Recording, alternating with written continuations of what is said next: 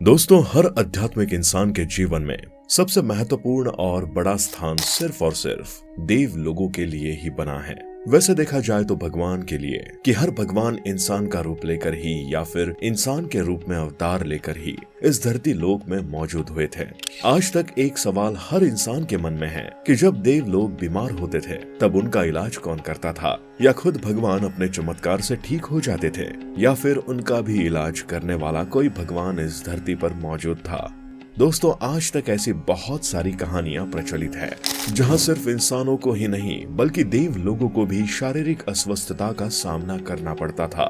वैसे देखा जाए तो इसकी बहुत सारी कहानियां प्रचलित हैं, लेकिन जब सतयुग में भगवान किसी न किसी अवतार के रूप में इस धरती पर मौजूद थे, तभी सतयुग में साधु संत और खास करके वैद्य ने उस जमाने के डॉक्टर लोगों का यहाँ वास था।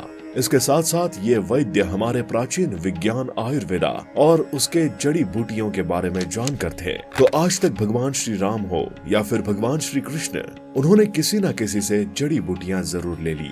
इसके साथ साथ महाभारत के कुछ कथाओं में भी इस घटना को दोहरा मिला है। जैसे कि जब महाभारत में युद्ध चल रहा था तभी कौरव और पांडव के सेना के कुछ लोग घायल हुए थे, तो तभी महाभारत की ही मैदान में उनका इलाज वो लोगों द्वारा किया गया था, और इसके साथ साथ जड़ी बूटियां का असर भी उन पर कायम रहा।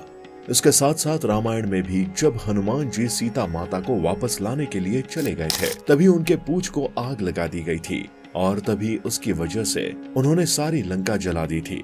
लेकिन कुछ पौराणिक कथाओं में ऐसा भी कहा जाता है कि इस घटना के बाद हनुमान जी ने अपने साम्राज्य के एकांत में मिलने वाले जड़ी बूटी ऐसे खुद का इलाज किया था। लेकिन इस कथाओं में सबसे ज्यादा महत्वपूर्ण कथा होती है कैलाश पर्वत की।